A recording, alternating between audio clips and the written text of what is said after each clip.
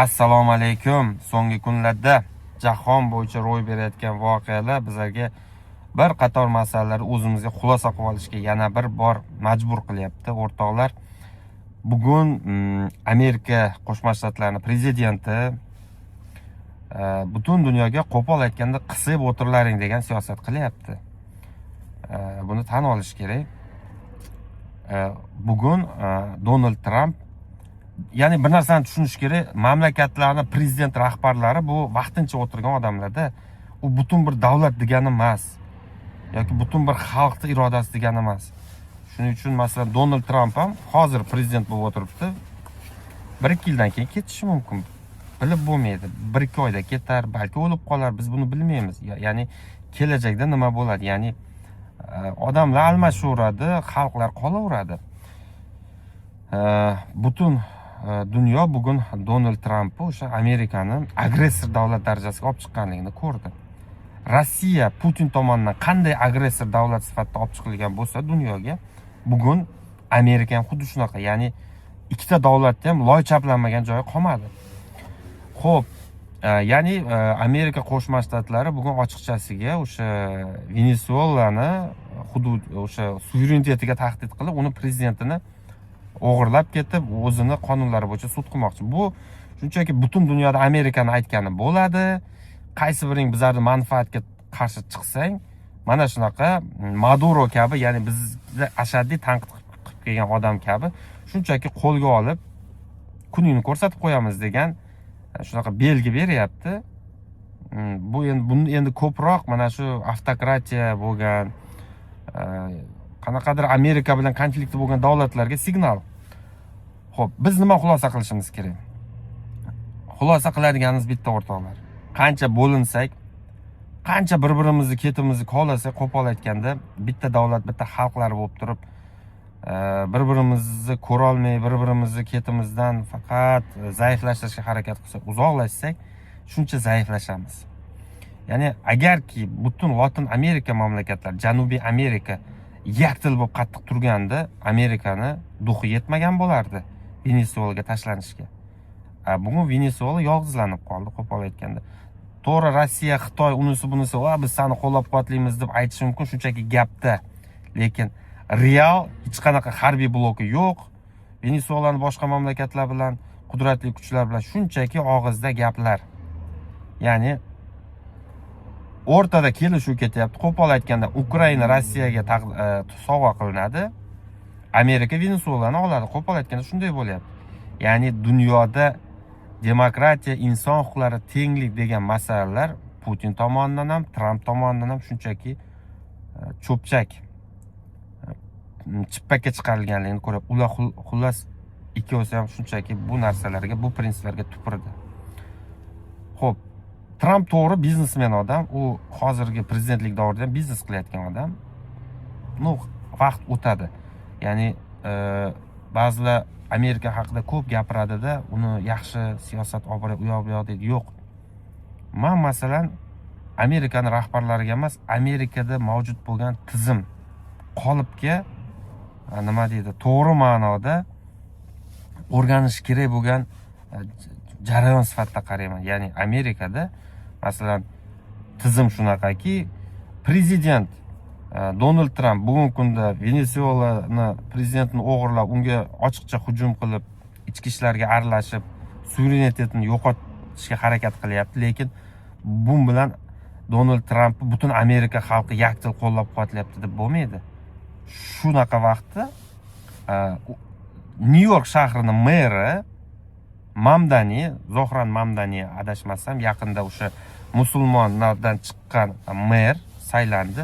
O'sha inson bu ishga qarshi chiqyapti. Ya'ni sen Trumpga aytayaptiki, siz boshqa davlat suverenitetiga tahdid qilding.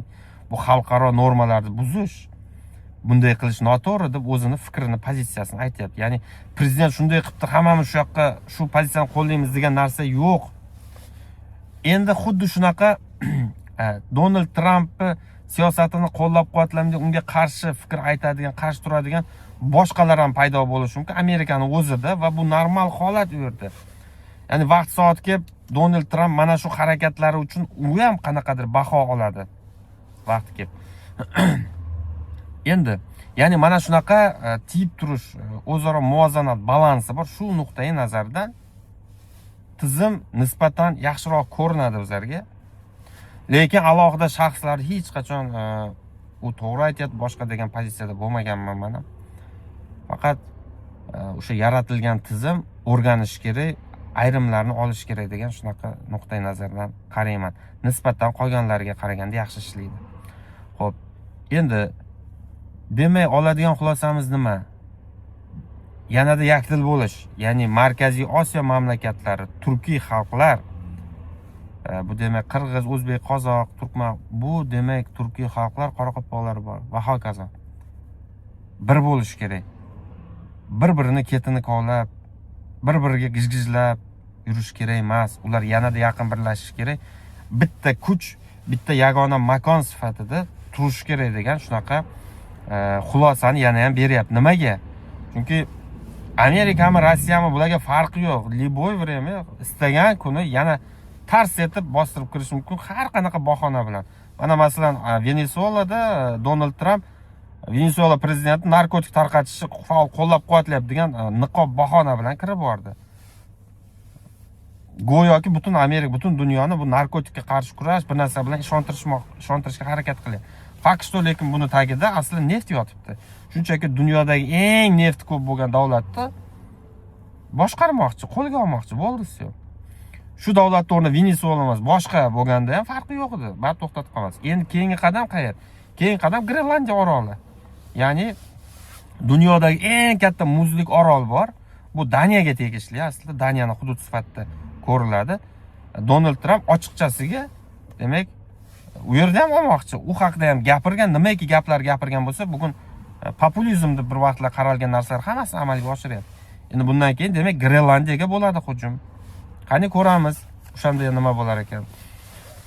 Har qanaqa nima deydi, bayonotlar va hokazo to'xtatib qola olmaydi. Harbiy kuch kim kuchli bo'lsa, o'sha qo'lga olish yo'lidan ketyapti. Putin ham xuddi shunaqa ochiqchasiga rus xalqiga bosim bo'lyapti, Ukrainada yashayotganlar va hokazo degan niqoblar bilan shunchaki bostirib kirdi va hududlarni egallab olyapti. Eng qizig'i Putinning pozitsiyasida nima bo'lyaptiki, Rossiya qishloqlarda, shaharlar bosib olgan joylarini ozod qilyapti deb bayonot beryapti. Ya'ni misol uchun Rossiya palonchi aholi punktini ozod qildi deb gapiryapti. Qiziq, juda ham kimdan ozod qilyapsan? Ukrainani ukrainaliklardan ozod qilyapti-da. Bu juda kulgili tuyuladi-da. Ya'ni o'zini harakatini bosqinchilik deb aytmayapti. Biz ozod qilyapmiz deyapti. Lekin savol, kimni ozod qilyapsan? Bir vaqtlar haqiqatdan Ukrainani nemislar bosib olgan edi. Gitlerning nemis qo'shinlari ana o'shanda Ukrainani ozod qilish harakati bo'lgan. Ukraina hududlarining katta qismini bosib olgan edi. U Belarusiyani ham bosib olgan edi nemis fashist qo'shinlari. O'shanda SSR armiyasi qo'shinlari borib haqiqatdan ozod qilish bilan shug'ullangan. Ya'ni tozalagan o'sha bosib olganlardan o'sha hududlarni. Bugun kimdan tozalayapsan? Mantiq yo'q.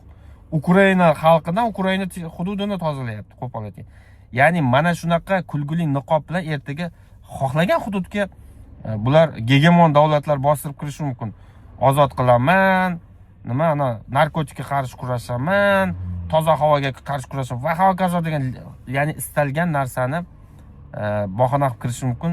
Nimaga? Chunki bularda ishtahasi, bularda nimasi nahanglik nima ishtahasi to'xtamaydi.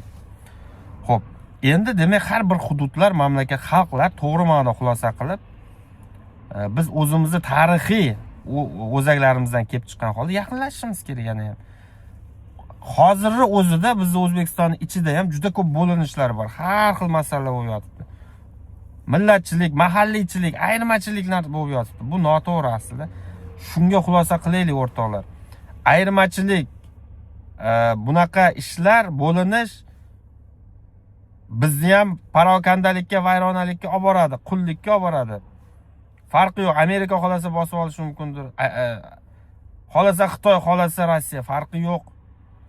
Ya'ni yaqin bo'lish kerak, bir bo'lish kerak.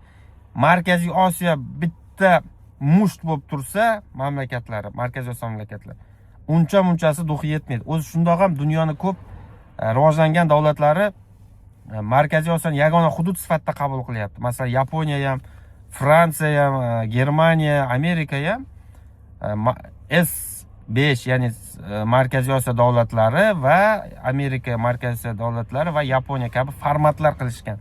Ya'ni alohida qilmayapti, sizlar bitta makonsizlar-ku baribir deb shunday qabul qilib gaplashyapti. Ya'ni oddiy odamlar ham bu yo'lda to'g'ri qabul qilib, xulosa qilib harakat qilishimiz kerak. Ayirmachilik qilmoqchi bo'lganlarga keskin qarshi turish kerak o'rtoqlar. Mana shu eng katta dushmanimiz. Oyog'imizdan oladigani ham, oramizdan unisi bunisi chiqib, bunisi xoin, bunisi iflos, bu sotqin boshqa deb qanaqadir ayirmachilik qilmoqchi bo'layotganlarga ishonmang. Ular o'sha qo'pol aytganda qaysi mamlakat shu bizlarga hujum qilib, tajovuz qilmoqchi bo'lsa, o'shalarning agentlari.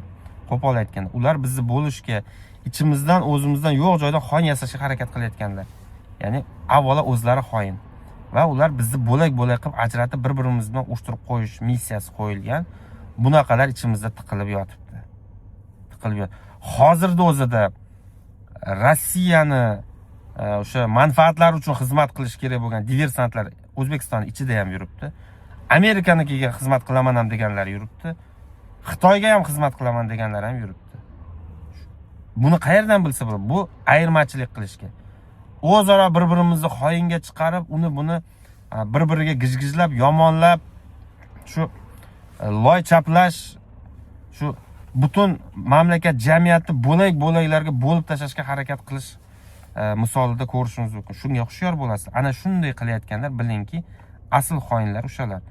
Qaysidir mamlakatni tashqi kuchlar manfaatiga ishlayotganlar. Ularni harakati nimalariga uchmaslik kerak. Ya'ni birlik, yaqinlik hech qachon yo'qolish kerak emas. Shunda kuchli bo'lamiz, shunda qul bo'lmaymiz. Markaziy Osiyo bir musht, shu esdan chiqmasin. Xo'p. Demokratiya, inson huquqlari, tenglik degan qoida, prinsiplar bu nima deydi? Chiroyli tushuncha, chiroyli prinsiplar sifatida qoladi. Uni ayrim odamlar rasvosini chiqarishi mumkin. Lekin bu umuman aytganda yaxshi g'oya, yaxshi instrumentlar, odamlarni adolat ko'rishga, adolatli jamiyat qurish yo'lida, kuchli fuqarolik jamiyat qurish yo'lidagi yaxshi instrumentlar. Shunchaki har xil odamlar hokimiyat tepasiga kelib qolganda buni rasvo qilib qo'yish mumkin. Bu degani butun jamiyat, butun xalq, butun davlat yomon degani emas. Shuni unutmaylik. Xo'p, shu o'rtoqlar, voqealar rivoji shuni ko'rsatyapti. Kimki bo'lak holda o'zim yakka holda harakat qilaman desa, shunchaki yem bo'ladi. Shunchaki Amerika kabi davlatlar u mamlakatning rahbarini ham, xalqini ham nima deydi? Qisib o'tir deb zo'rlik qilib kuchini ko'rsatib qo'yadi. Qaysiki odamlar, xalqlar, davlatlar atrofdagilar bilan eng o'ziga yaqin bo'lgan qarindosh, qondoshlari bilan yaqin bo'lsa, bir kuch bo'lsa, bunaqa ishlar bo'lmaydi. Venesuela ham shunaqa birlashadigan darajada ittifoq tuza olmagan atrofidagilar bilan. Yakka holda harakat qildi va mana alal oqibat. Mana shunaqa nimaga olib keldi. Amerika buni yakka birlik qila olgan. Ya'ni Amerika Qo'shma Shtatlarining o'zi 50 ta shtati bor. 50 xil dunyoqarash. Har xil millat, elatlar bo'lib yotdi. Lekin nima? Bular bir-biri bilan birlasha oldi. Umumiy manfaatlar yo'lida. Va shuning uchun bugun Amerika qudratli, kuchli. Rossiyada ham bunaqa nimalar bor. Ular ham umumiylik saqlab turishga harakat qilyapti, lekin oxirgi vaqtlarda millatchilikning kuchayishi Rossiyani shu xaritadagi ko'rinishida qolishini shubha ostiga qo'yapti. Bularni yaqin kelajakda katta parchalanish kutishi mumkin. O'sha yoqqa qarab ketyapti. Xo'p, biz demak xuddi shunaqa to'g'ri ma'noda xulosa qilib, millatchilik, ayirmachilik degan narsalardan yiroq bo'lishimiz kerak. Umumiy davlat, umumiy vatan degan manfaatlar, umumiy xalq, umumiy hudud degan manfaatlar bizni birlashtiradi.